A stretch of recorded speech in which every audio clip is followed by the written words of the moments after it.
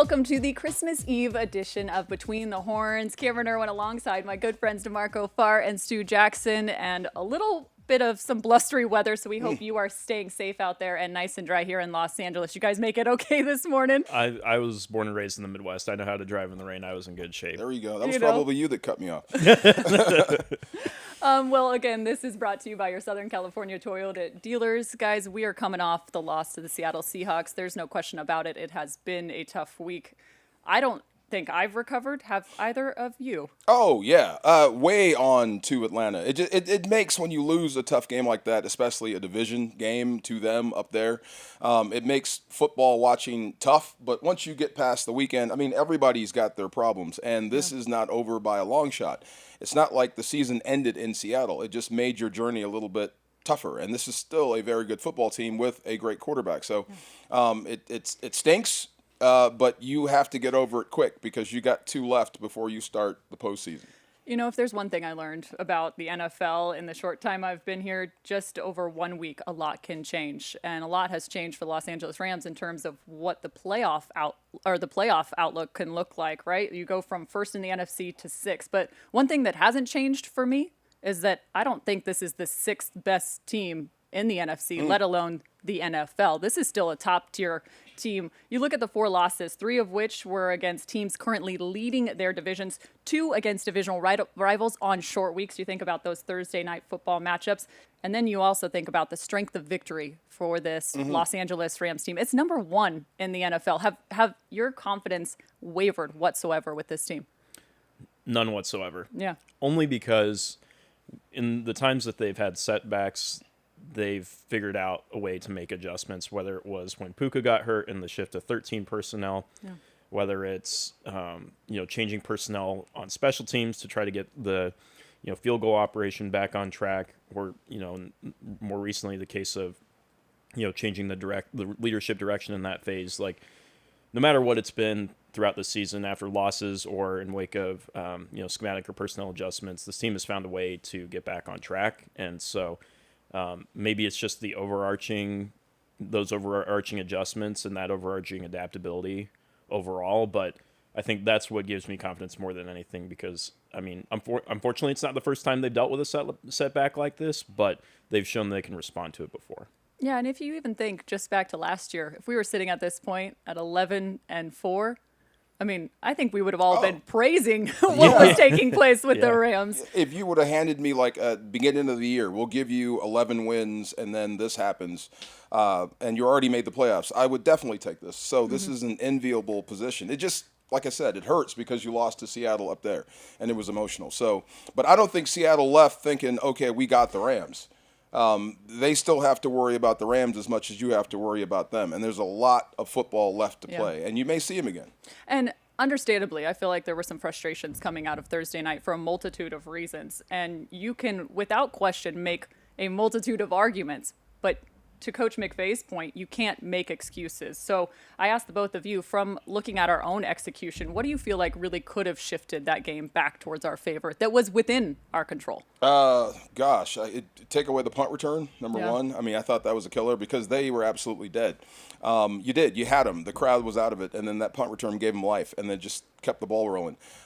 Offensively, I thought there was some second and medium stuff down the stretch.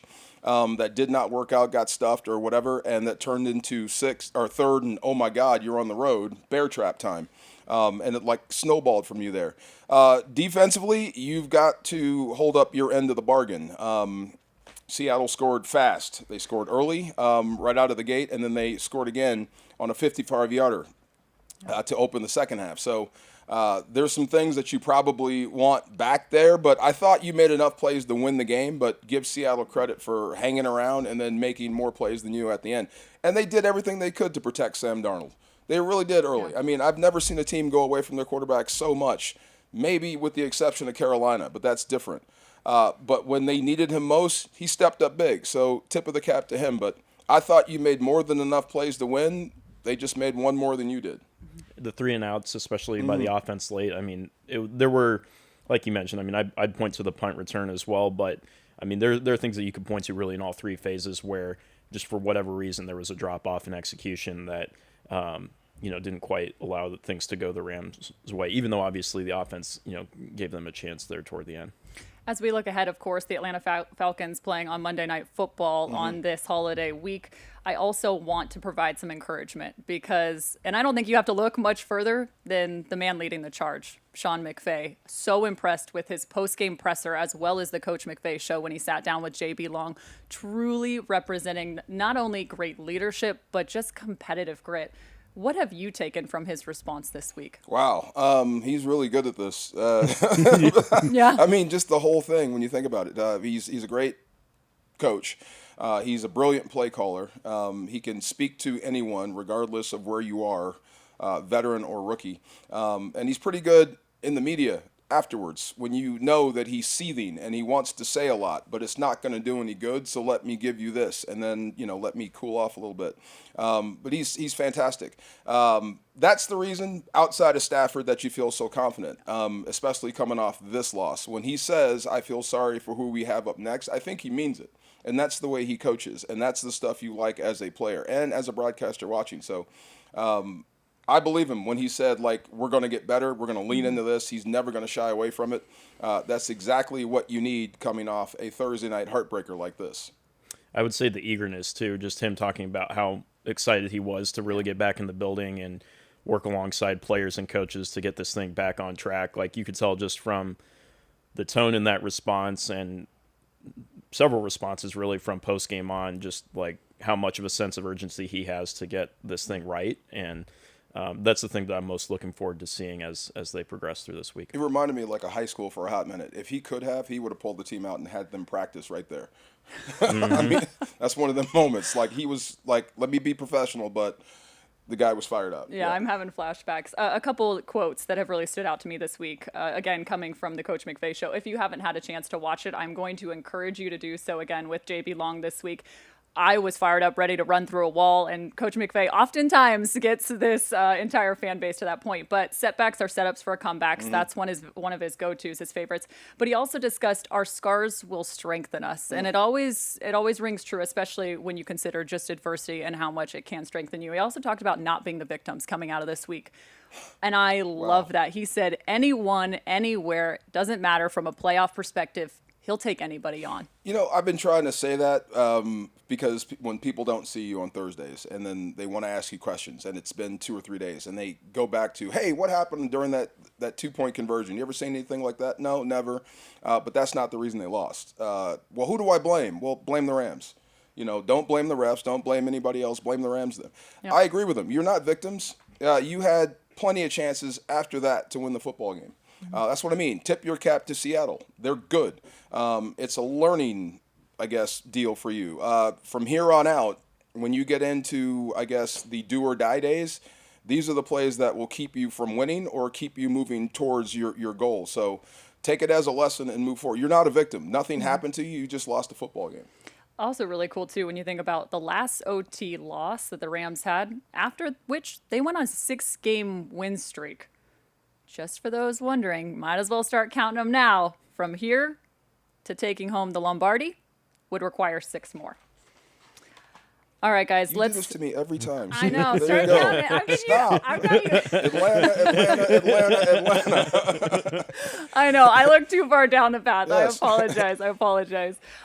Let's talk a little bit about consistency, though, because that's another area where I feel like the Rams want to improve, specifically in the fourth quarter. Do you feel like there is a phase that it really started to show up, or is there a pattern there for the Rams? Gosh, I mean, that's a hard one. I do think you played right into Seattle's advantage, right? When it started to snowball, and like you had it, you had it for most of the game, and you took the crowd out of it. You ran the football, I thought, more effectively than what was on the page. You ran it 39 times. That's a whole lot of people sitting on their hands hoping they get the ball back. But once it started to snowball, you could not get the control back, and that's something I guess you could attach on to the fourth quarter. And Sam Darnold coming alive. Look, I think outside of Kobe Turner, I think you need some more interior pass rush. I think your edge guys are there. Both guys made the Pro Bowl. So there's just a few plays here or there that you wish you could have had back. But for the most part, I think you have a good group that can rush. You have a good group that can cover. Versus Seattle, this is wild. You can say that might be the matchup where you would favor the Rams corners versus that quarterback. It's not going to happen that often. And I thought they played great for the most part. It's just a few plays here or there that you've got to tighten up and get off the field. Here's one that really drove everybody crazy that no one's really talking about. Remember that 3rd and 16 play where they picked up 17 on a draw?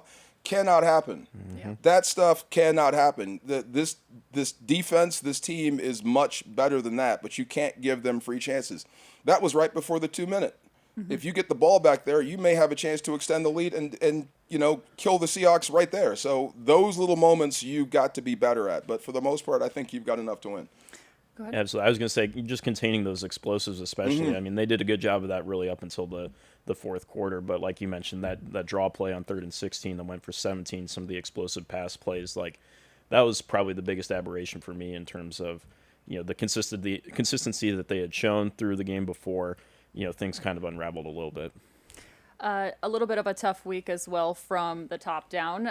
Some changes being made in the special teams leadership. Chase Blackburn released this week as a special teams coordinator, and Ben Kotwika, now the special teams coordinator, has some history over at Denver, but also history elsewhere, DeMarco. Yeah, he's that Army guy, very we like disciplined. The discipline. I've talked to him. I shook his. I've never really had a conversation with him, but you can tell the guy walks with a purpose. He intimidates me from afar. So I mean that can only help a group like the third phase of this football team. That's like you said. You just lost a special teams coach. Hopefully that will get everyone's attention. But punt return, a missed field goal. It is what it is. It probably had to happen, but. From this point on, you hope with a coaching change, like you said, there will be more attention to detail than ever before. And we went about 3 weeks without talking about teams that much. Hopefully we can get back to that, but it is what it is. How quick of a response can you see? Man, I've been part of teams that have fired coaches midseason, and it does. You get that dead cat bounce. It really does suck as a player, and I'll say this, and I'll be candid, when your play gets someone fired. Because it's not Chase Blackburn that's kicking. It's not Chase Blackburn that's covering. That's you guys. So at some point, as a player, when you realize that you cost someone their job, maybe you might want to just focus a little bit more this week. Yeah, I hear you. Regardless of who's at the top, barking out the orders. All right, well, let's move to a little bit more positivity. The Rams offense seems to be firing still on all cylinders, especially with Matthew Stafford throwing the ball. I mean, this guy now over 4,000 passing yards, 40 touchdowns. I mean, it seems as if his MVP-worthy year just continues to climb. One of the things I noted, though, he's been phenomenal against the blitz. Just in the last month alone, he's had 26 touchdowns, 1 interception against the blitz, 87.1 passer grade. The next closest, Caleb Williams with 14 against the blitz. And I say this because Atlanta, second highest blitz rate in the NFL coming up this week. How much of a difference could Stafford be in this one? I'm going to stop talking. Go ahead, man. Go I ahead, mean, he could be a huge difference maker. I mean, obviously just because of the MVP level that he's playing at, but also just the total command that he has and how open the playbook is for him and the play calling head coach and Sean McVay. I mean, it helps that he's got a run game that's really supporting him, and that opens things up, from a play action standpoint, which he's also been really great at this year. But the way he's playing, like that's very much going to be a big key Monday night, especially if Atlanta sticks with that aggressive approach, I think. I love the stuff in between the plays, and it's the stuff that goes on between defense and quarterback. When there is trash talk directed towards him or somebody else on his team, he is the first to jump in there, and he is not afraid to bark back.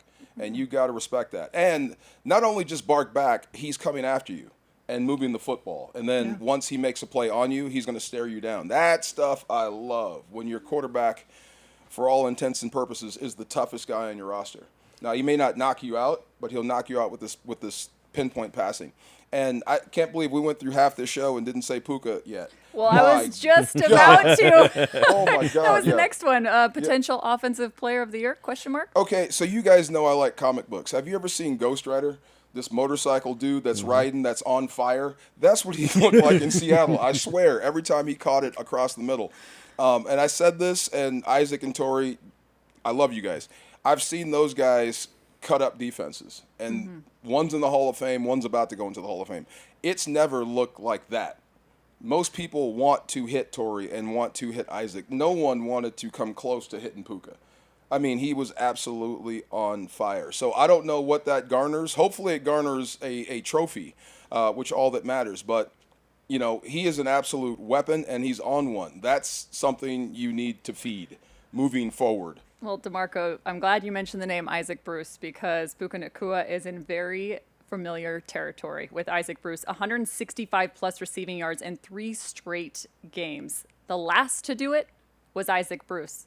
The only 2 to do it, Nacua and Isaac Bruce. And it was all the way back in 1995. That's just how good he's become. See, this is the difference between a distraction and colorful. When you play like that, you're colorful.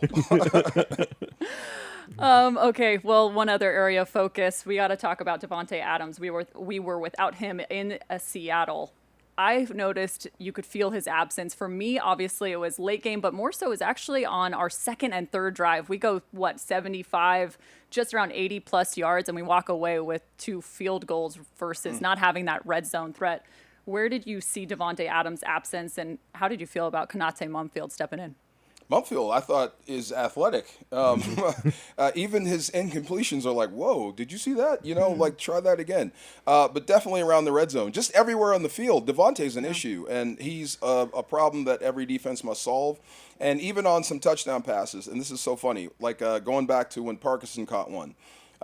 Instead of going to give a high five to Colby Parkinson, who just caught the touchdown, Sean McVay sprinted to Davante Adams and said, that was because of you. Because of the attention they're giving you, that got that guy open. So not having him on the field, advantage anybody else playing the Rams. When he's out there, he's one of the best. So, but I thought Mumfield, I thought Xavier Smith came up big. I thought a lot of people came up big trying to, you know, cover up for the fact that you didn't have Davante. But you would rather have him on the field than just about anybody else out there. Well, how about Terrence Ferguson, too? Oh, yeah. I mean, should have had, 2 touchdowns last week? Yeah. I mean, I thought he showed up pretty well in the red zone, too, especially not having Davante in that phase. Well, let's flip it defensively. A lot of questions just around pass rush. Are we getting home? Obviously, Sam Darnold, he had been uncomfortable against the Rams. What was your grade of the pass rush against Sam Darnold? You know, it's funny. Like, okay, so if you look at who made the Pro Bowl, you got 2 edge guys. So how do you get around 2 guys that could possibly knock your quarterback down? Well, get the ball out of your hands as fast as possible. So that was their game plan. Run, throw the ball out quick. By the time you're getting to your first pass rush move, you're in pursuit, trying to wear you down that way. I think the pass rush is there. If you can get them to hold it, or if you can get them in favorable situations and then get off the field. Like I said, there's no way any offense in the world should be able to pick up a 3rd and 16, but they did. That's a defensive error. But if you do and you rush the passer, I think this is why. I don't think Seattle wanted to test those edge guys. I really don't. I think that Jared Verse is a hammer. It's not very pretty what he does. It's just very effective, which is pick your tackle up and throw him into your quarterback. And the other guy is a fillet knife. Yeah, I think the pass rush is there. It's just that game. Can you get them to hold it long enough so you can get to them? And if not, you're going to be chasing ghosts half the game. But if you do, I believe you have enough rush to get there. Because they were using quite a bit of motion, misdirection, screen passes to really try to beat that edge pressure, right? Like that first drive, the screen pass to Kenneth Walker, I think it was, right? Like they were trying to get the ball out really fast. I mean, when you turn on the tape, it may not be in the counting stats, you know, like sacks and pressures, and he's got a ton of those. But when you watch Jared Verse go to work on a tackle, it's brutal. It really is. And I think he's knocked 3 of them out. I'm not kidding. Like, that's how physical it is. And you can only imagine what that looks like as a quarterback when you're dropping back to pass. So I think you have enough. I think the Pro Bowl says it. It's just one of those things. You have to get off the field when possible so you can save yourself for the 4th quarter. What about Kobe Turner? I feel like maybe a new phase of his game has potentially been unlocked. Just his athleticism, dropping back and coming away with that pick versus Seattle. Have you seen him do something like that before? Am I crazy? Okay, so I gave Aiden Hutchinson all kinds of props for catching that bullet from Matthew Stafford. You've been surpassed. That's a big fella going backwards. Right. All hands, no bobble. Let's go. Yeah. That's awesome. Yes, sir. Big fellows are athletes too. Yeah, he's having a heck of a year. Man, I cannot believe he didn't get a Pro Bowl nod. Yep. He has been fantastic, run and pass, obviously, and now he can catch too. So, yeah, what else can he do? Yep. And 5.5 sacks over the last 5 games for Kobe Turner. Another piece of the defense. This one has been missing. The team has gone 3-2 since not having Quentin Lake. I mean, can it be tomorrow? When is the return of Q? Can we get him back? Because it could be the difference maker for this secondary. Well, last time Sean McVay spoke about Q, he made it sound like it was maybe more likely that a playoff return was in the cards for Quentin, but we'll see if he says any different if when he gets asked about it this week potentially. But I think Josh Wallace has done pretty well. I mean, again, there's no replacing, but as well as he has played, there's no replacing a Quentin Lake with the level of preparation he has for every game and just the level of experience that he has. You and I have talked about this, DeMarco, like the amount of reps that he's gotten over the years is part of the reason that's made him into the player he is today. And so whenever that experience does come back, I think the Rams will very much welcome it because, again, especially with the versatility he has, being able to play on the back end, being able to play at star, being able to communicate and work in tandem with Nate Landman in the middle of that defense, it's something that I think they've, at times definitely missed. Super high football IQ. Yeah, that's only going to help. One thing for Josh Wallace, just run through the line. Just run keep going. through. Just keep going. I mean, the Rams scored. Blake Corum says thank you. I'll take the rushing touchdown, but run through the line. Just saying. Yep, I gotcha. Let's talk some matchups with the Atlanta Falcons. First and foremost, how in the world do you contain Bijan Robinson? Easier said than done. Well, look, it's do what you've been doing against the run for the most part, with the exception of that last 55-yarder. Which was you're misaligned to begin with, and then he hit it. But for the most part, you've done a great job against the run. So it's all 11. Everyone has to do their job and then pursue like crazy. He's really, really good. But so was McCaffrey. So was Saquon. So was, such and such, Jonathan Taylor.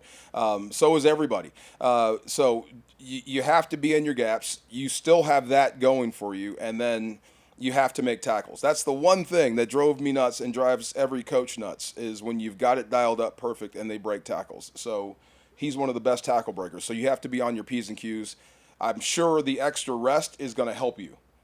Step to contact, not just flounder, but you have to be able to tackle, but all 11 to the ball. Yeah, you think about what Bijan's been able to do. Over 2,000 scrimmage yards, just the third player in Atlanta history to surpass that mark.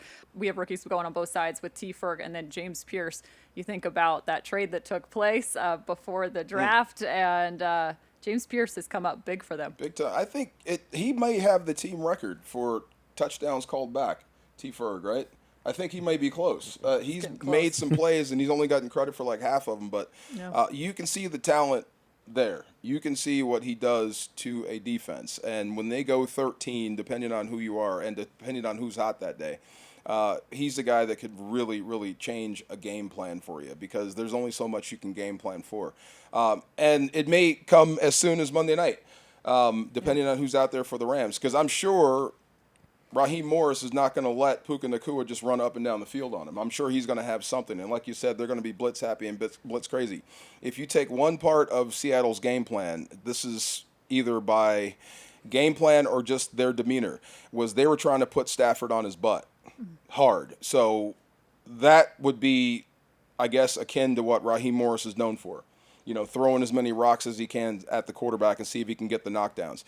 So T. Ferg, on those one-on-ones, those matchup nightmares, it's got to become a nightmare on Monday night. It's remarkable how many of his catches this season have gone for over 20 yards. I mean, I'd have to go back and look, but it feels like he's averaging something like 20, 25 yards a catch with the involvement that he's had. It's pretty telling, too. I think, I was looking at the snap counts from last week. That was the most he's played in a game to this point, which I think speaks to his growth and development and how much the coaches trust him at this point. Obviously when Tyler Higbee was healthy, that was factoring into, I'm sure, like his involvement. But especially being a red zone target, like we mentioned with Davante Adams being, unavailable.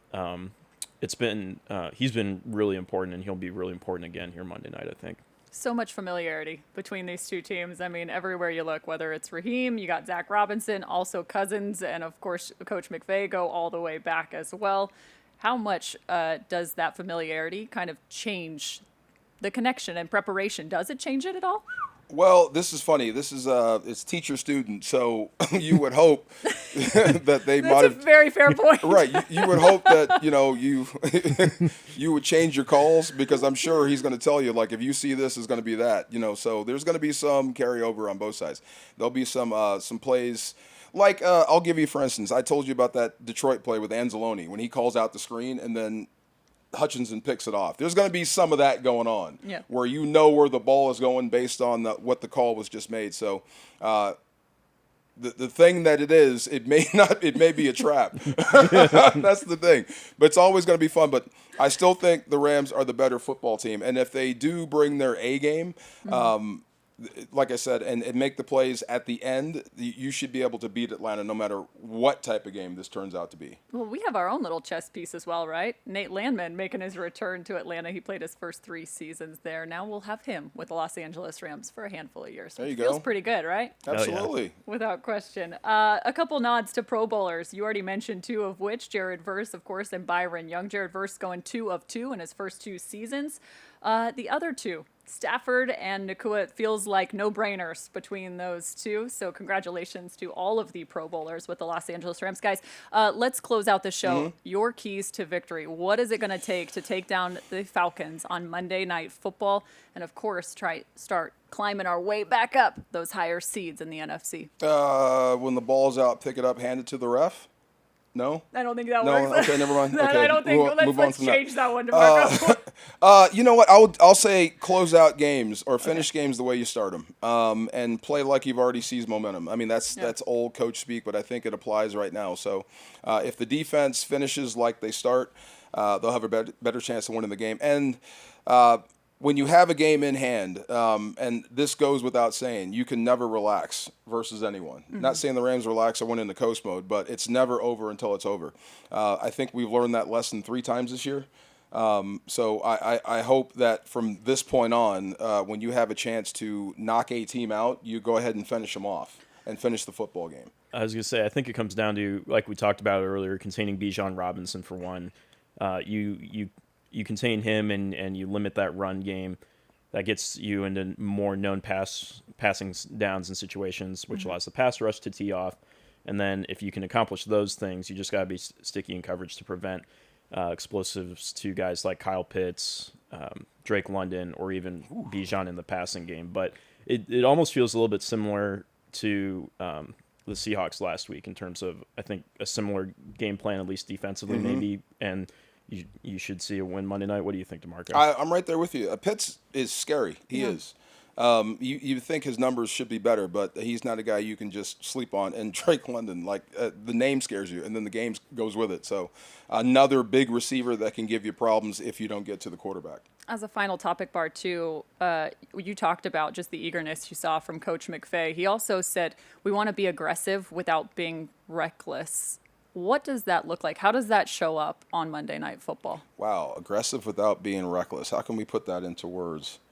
Is that on the offensive side? Is that on the defensive side? He was even referring to every phase, even special teams. The first thing that comes to mind is his post-game press conference. There you go. How not to go nuts when you want to. But same thing. You have to play the defense called, resist the urge to gamble. And just go play your game and trust that it's going to be enough. You know what I mean? Yeah.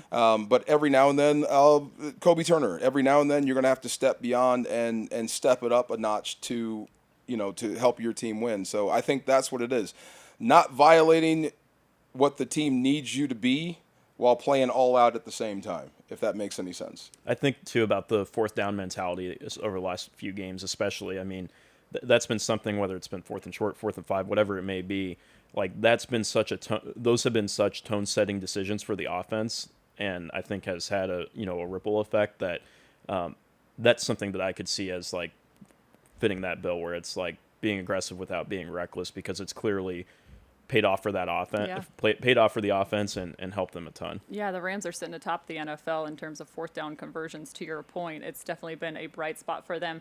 One last flower to give out. Sean McVay currently looking for his 100th career win. It could come Monday night against the Falcons. And this is what's wild. You think of the company he keeps. He has not hit 40 years old. There have only been 2 to get to 100 career wins, and that's including the playoffs under the age of 40, and that's Curly Lambeau and George Halas. Talk about some great company to keep. I mean, Sean, find number 100 and let's go celebrate in SoFi Stadium here in just a few short days. How about that? Unbelievable. Just 2 names, like not just names, but like the names, and here you are. It's hard, like we said, to recognize greatness when it's in front of you. Yeah. I bet all he's thinking about is Monday night, but that's a hell of a list to be on. Yep. All right, guys, this has been wonderful. Happy holidays, and happy holidays to all of you as well. This has been Between the Horns, presented by your Southern California Toyota dealers. We hope you guys have a Merry Christmas, and please stay safe here in Los Angeles. And, of course, root for your Los Angeles Rams come Monday night.